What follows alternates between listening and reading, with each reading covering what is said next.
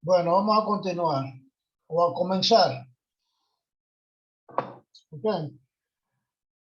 No voy a poner la cámara porque cuando le pongo la cámara es que se quita. Ok. Muy bien, vamos a continuar entonces lo que estamos viendo del capítulo 1.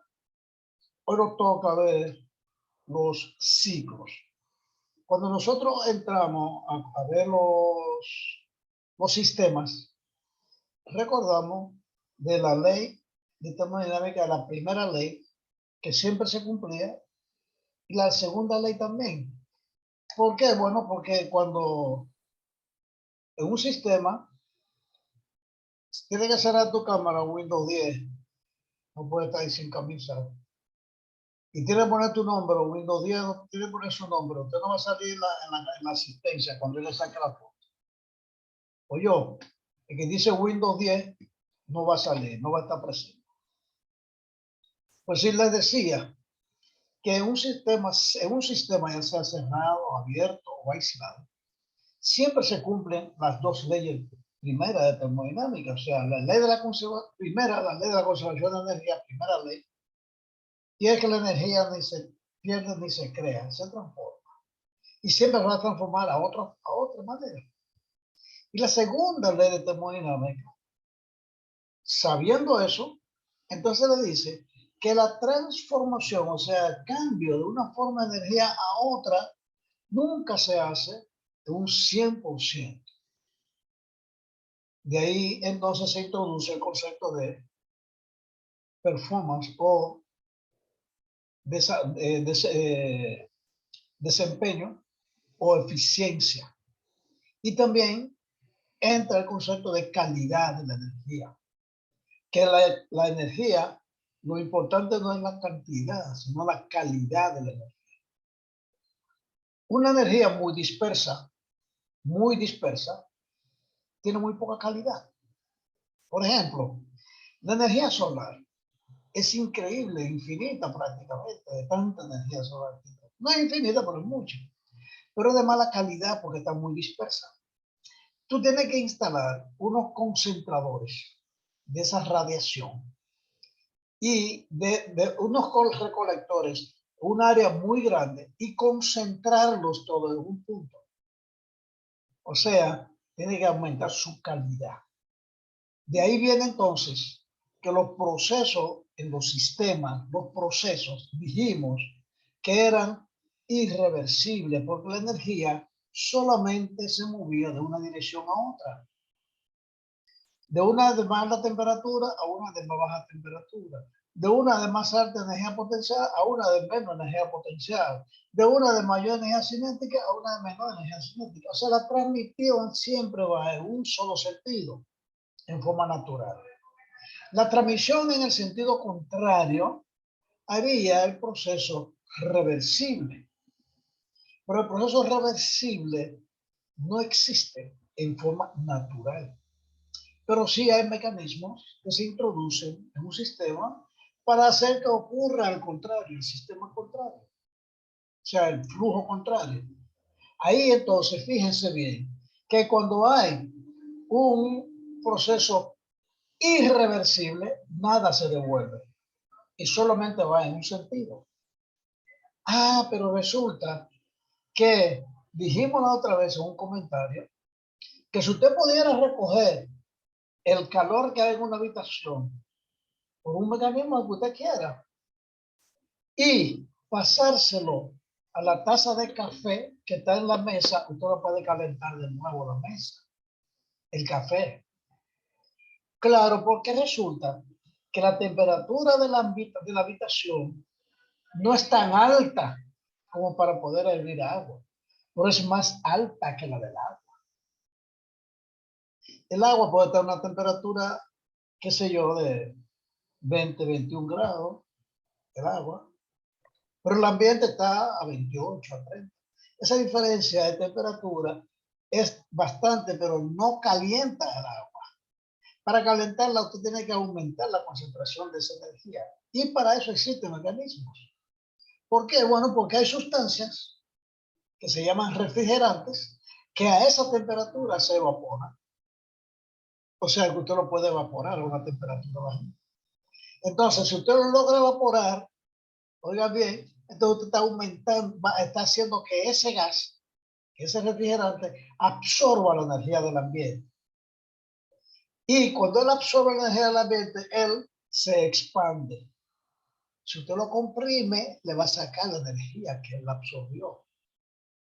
Y al comprimirlo, él se va a expandir. Al comprimirlo, le va a sacar ese calor y puede calentar el café de nuevo. Por eso entonces se crean, ese es el concepto de un ciclo en termodinámica. Lo vamos a ver ahora, ese es el tema que vamos a ver ahora. Que los procesos no son irreversibles, o sea, son irreversibles, pero se puede convertir en un proceso reversible utilizando mecanismos tecnológicos y hace que el proceso sea reversible. O sea, que se caliente y se enfríe. El mismo se calienta y se enfríe, se calienta y se enfríe, como ocurre, por ejemplo, con un sistema de calentamiento. Que usted, o sea, un sistema que usted lo calienta o lo enfría y se convierte en un ciclo, pero no lo va a hacer solo, necesita un mecanismo. Entonces vamos a compartir la pantalla. Déjenme ver, le voy a dar a la pizarra, ok, ahora se arregló. Era que ahorita estaba en un proceso, para que a mí no me gusta, cuando yo me pongo ahí, a lo mejor alguno de ustedes se anima y se deja ver, porque yo siempre les digo, esto es un poco aburrido hablarle nada más a unas cuantas fotos y a muchos nombres ahí, y algunos ni siquiera ponen su nombre, ponen otra cosa, ponen un iPhone, una cosa. Voy a sacarle una foto a los que están ahora para la asistencia. No se me descuiden con eso, que se puede quedar fácilmente. Ok, vamos a compartir la pantalla y vamos a explicar los procesos y los ciclos. Ya nosotros vimos lo que era un proceso. Vimos que habían procesos cerrados, procesos abiertos y procesos aislados. Un proceso es cerrado cuando no deja entrar materia, pero sí puede entrar y salir calor. Un proceso es abierto cuando puede entrar y salir masa, pero también puede entrar y salir calor. Y también puede hacer trabajo. Incluso el cerrado puede hacer trabajo. Y un proceso aislado es que no entra ni masa ni calor. Entonces, cuando hablamos de estado, dijimos en la clase anterior, que una materia, que usted tiene una presión, temperatura y volumen, si usted le cambia uno de esos, ya está en otro estado. Si usted aumenta la presión, ya está diferente al estado anterior. Si usted le aumenta la temperatura, ya está diferente al estado anterior, o si le baja la temperatura. Entonces, un estado es el conjunto de propiedades de un sistema. Y recuerden que dijimos que un sistema estaba definido cuando había dos propiedades intensivas independientes. Entonces, si vemos esta gráfica que tenemos propiedad A y propiedad B, esas dos son independientes. Entonces, esta es la A y esta es la B. Cualquier combinación de esas dos propiedades le va a dar un estado. Si usted mantiene este estado constante y este lo aumenta, va cambiando de estado. Pero si lo va cambiando los dos, te va cambiando la propiedad B y va cambiando la A y va a pasar por esa trayectoria es un proceso. Entonces ese proceso es un cambio de estado. Para que haya un proceso tiene que haber un cambio de estado. Para que haya un cambio de estado tiene que cambiar una de las propiedades del sistema. Y un estado se define por lo menos con dos propiedades. Ok, entonces vamos a ir leyendo y ustedes van a ver cómo vamos a llegar a un ciclo y cómo vamos a llegar al estado de equilibrio o cuasi equilibrio o a un proceso irreversible. Perdón, reversible. Ok. Cualquier cambio de un estado de equilibrio a otro, experimentado por un sistema, eso es un proceso. ¿Ok? Ya usted sabe que usted calienta agua de 20 grados a 40 grados, usted va por un proceso, le mete calor y eso va aumentando. Eso es un proceso. ¿Ok? Y la serie de estado por lo que pasa el sistema se llama trayectoria. Porque el agua usted no la calienta de 20 a 40 de un golpe. Va aumentando 20, 21, 22, 23. Ese es un proceso. Entonces tiene una trayectoria. Esa trayectoria, por donde pasan todos los diferentes estados, se llama ese proceso, esa es la trayectoria del proceso. Para describir completamente un proceso, o sea, completamente un proceso, recuerda, debe especificar su estado inicial y su estado final, o sea, de qué punto a qué punto fue. En los estados 1 y estado 2 son cuál era su presión, temperatura, volumen, densidad en el punto 1 y en el punto 2 cuáles son esas propiedades. Y son dos estados diferentes. ¿Ok? Así también como la trayectoria que sigue. Para usted definir el proceso, tiene que definir la trayectoria. Y también las interacciones con los alrededores. Porque los alrededores siempre, recuerden que puede ser abierto o cerrado, y hay una interacción con el exterior. Muy bien, cuando un proceso se desarrolla de manera que todo el tiempo el sistema permanece infinitesimalmente cerca del estado de equilibrio, estamos hablando entonces de un proceso cuasi estático o de cuasi equilibrio. Fíjense bien, cuando el cambio, o sea, el tiempo, o sea, ese proceso se hace de tal manera que casi permanece en equilibrio, que cambia muy poquito. Vamos a suponer que hay un cambio diferencial,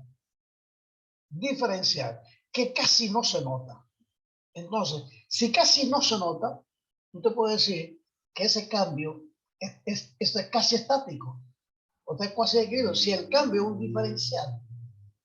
Entonces, ese diferencial sucesivo va dando un cambio grande, pero el cambio pequeñito, un diferencial de tiempo, es como si fuera en equilibrio o cuasi equilibrio.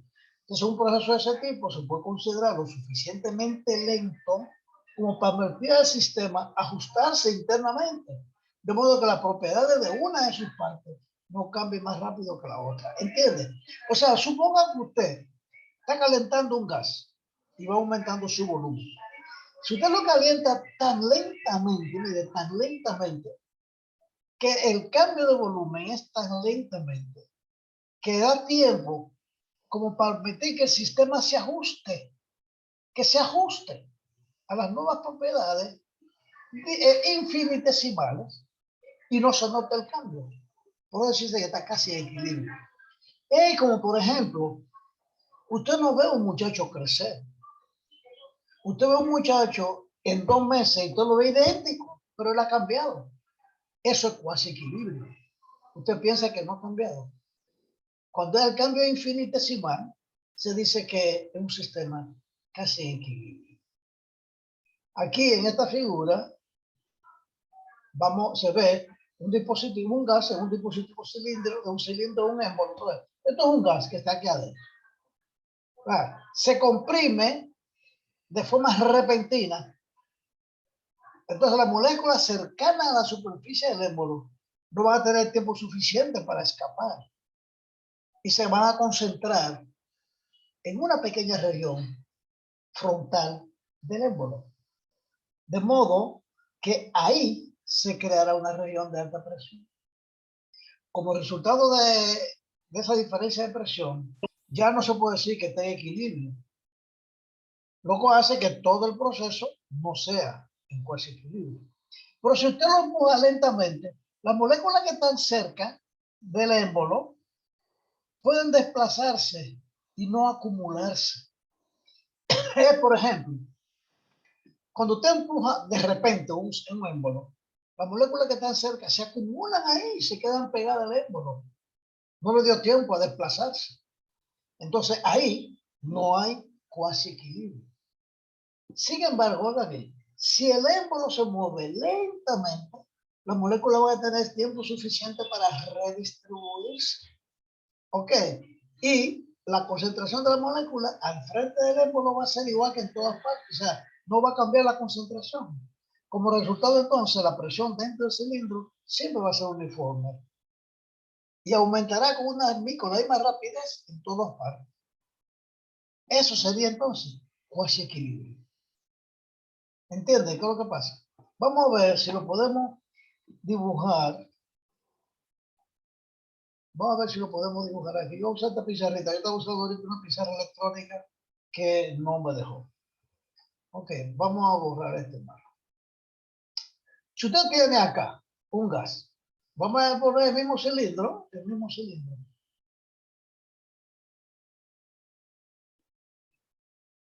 Mira, este es un cilindro. Usted tiene aquí un gas. El gas tiene la misma concentración en todas partes, ¿ustedes? En todas partes. Igual en todas partes. Suponga que de repente usted empuja eso aquí, pero de repente todas estas moléculas que están acá las va a arrastrar y vamos a tener, si es de repente que usted lo empuja, de repente, o sea que no le da tiempo a reaccionar y usted lo trae aquí, de repente, usted lo trae aquí. Todas estas moléculas que están aquí se van a acumular aquí, ¿ves? Se van a acumular aquí. Y las que estaban lejos no van a sentir nada.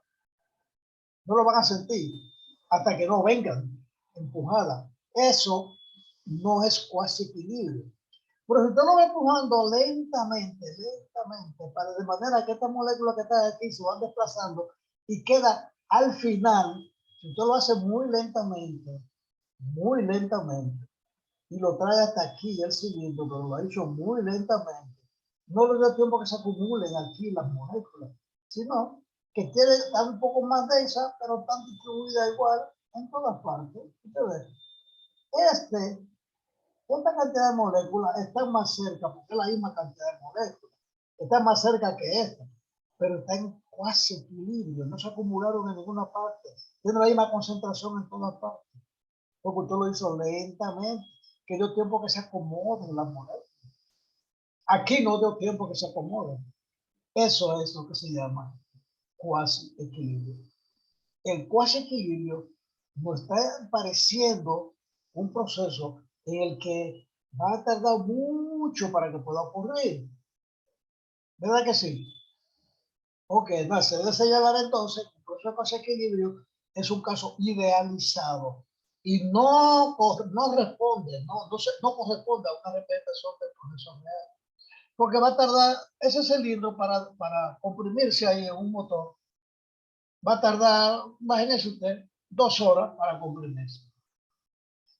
Sin embargo, muchos procesos reales se aproximan bastante a esa condición de cuasi equilibrio y es posible entonces modelarlo como cuasi equilibrio con un margen de error insignificante.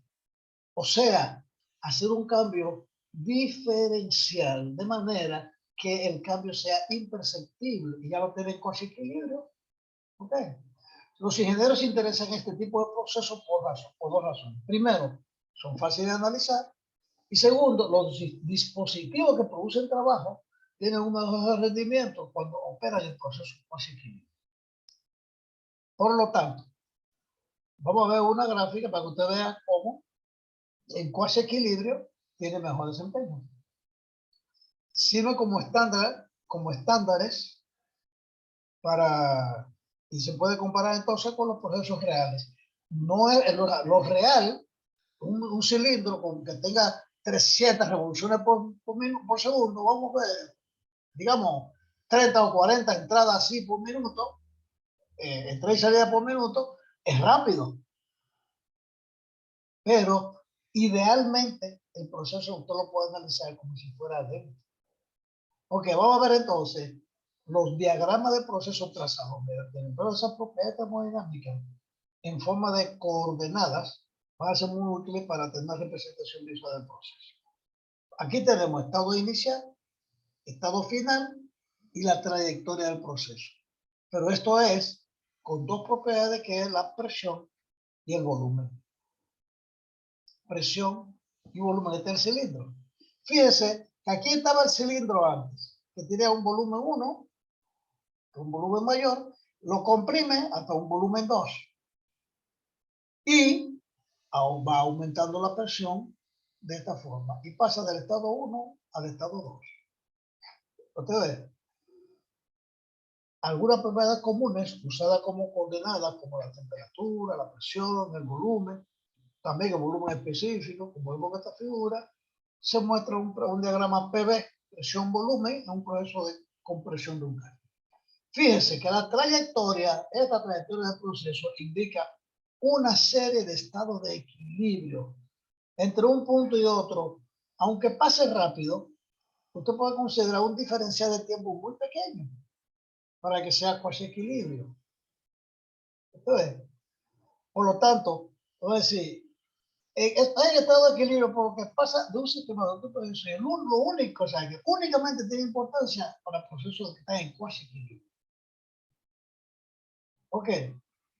Para otro proceso no es posible caracterizar un sistema completo mediante un solo estado. ¿Por qué? Bueno, porque ustedes pueden determinar un proceso en un solo estado, dice un solo estado, porque en cuasi equilibrio sería si el estado es igual en todas partes. Como si el estado fuera igual. El cambio es tan lento que usted puede considerar toda una unidad.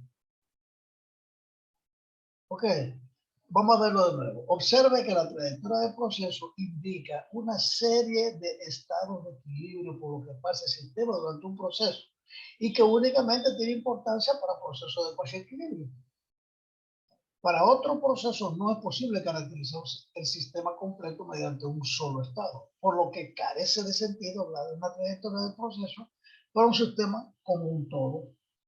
No puedo hablar para un sistema como un todo, porque entonces sería un solo estado. O sea, un proceso sin cuasi equilibrio se vería entonces, se puede denotar como una línea discontinua. Sería entre el punto inicial y final para indicar que es cuasi equilibrio el proceso. Esa trayectoria sería en equilibrio. Si esto fuera interrumpida, si el rayita entrecortado fuera casi equilibrio. ¿Ok? El prefijo iso se utiliza con frecuencia para designar el proceso de que una propiedad en particular permanece constante o que varía y se ajusta. Va variando, pero se va ajustando. O varía muy poco. Usted mantiene, es como por ejemplo, usted calienta algo y lo enfría.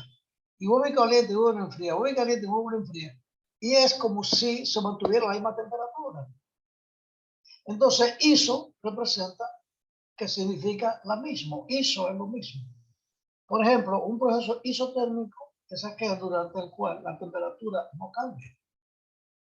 Dice, ¿puede ser que no cambie? Claro, si usted le saca calor, que es lo que aumenta la temperatura, si usted le saca calor a algo que se está calentando, usted lo puede mantener la misma temperatura.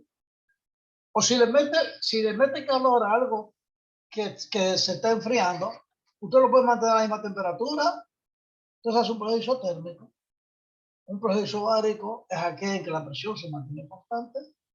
Claro, usted puede mantener la presión constante, porque si usted aumenta la presión y al mismo tiempo tiene una válvula de escape, oiga bien, pero solamente sale por la válvula de escape lo que va aumentando la presión y mantiene la presión constante, es un proceso isobárico.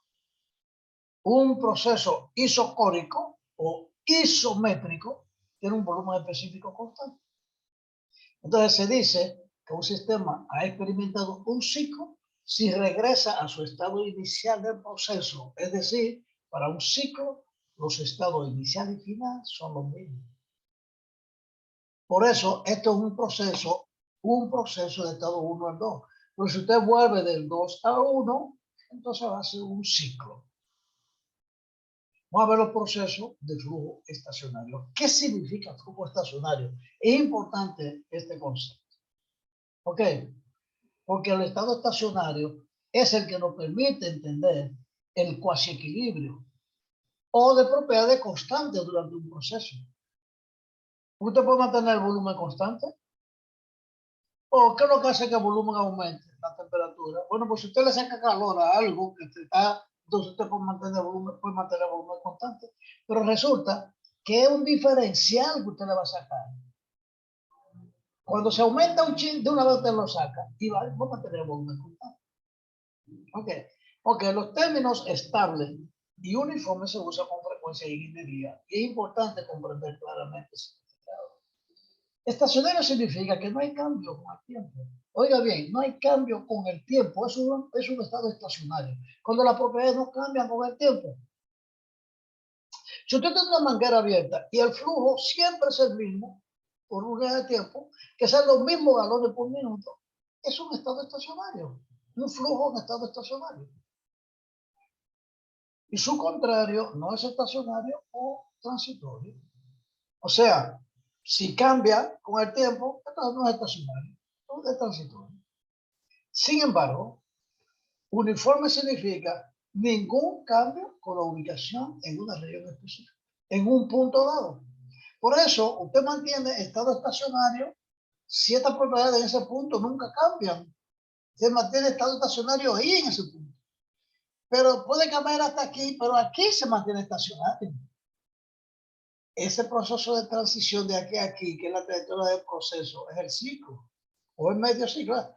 Pero aquí, en este punto, que no cambia, se llama estado estacionario. ¿Ok? Vamos a ver un ejemplo. ¿Ok?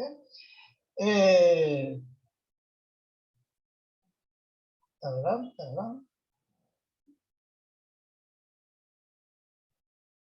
Ok. Sin embargo, uniforme significa que no hay cambio con la ubicación o en la región. ¿O qué significa? O sea, estos significados son congruentes con el uso cotidiano de propiedades uniformes. Ok. En ingeniería, un gran número de dispositivos espera por largo periodo por las mismas condiciones. Entonces, se dice que es un dispositivo de flujo estacionario, porque está en las mismas condiciones. Los procesos que se utilizan para esos dispositivos se pueden representar razonablemente mediante un proceso un poco idealizado llamado proceso de flujo estacionario, que es posible definir como un proceso durante el cual el fluido fluye de forma estacionaria por un volumen de control. O sea, que lo que entra es igual a lo que sale. Y que las condiciones de entrada y las condiciones de salida pueden variar, pero es la misma cantidad que entra y sale. Entonces es un flujo estacionario. Idealizado. Entonces, por ejemplo, miren este ejemplo. Aquí entra una masa a 300 grados centígrados, tiene un volumen, el volumen de control es todo este espacio acá. Aquí tiene 300, aquí 250, aquí 225, aquí 200, aquí 150 y sale a 150. Entra a 300 y sale a 150. Lo que pasó adentro de ese volumen de control a mí no me interesa. Solo sé que entró a 300 y salió a 150. Fíjense que aquí adentro puede tener otros valores. Masa de entrada, aquí tenemos lo mismo, o sea, desde por ejemplo estacionario, las propiedades del fluido dentro del volumen de control pueden cambiar con la posición. Ustedes pueden cambiar dentro, pero si entra a 300 y sale en 150 siempre, entonces está en estado estacionario. No importa lo que pueda cambiar dentro. ¿Ok? ¿Se entiende? Es decir, que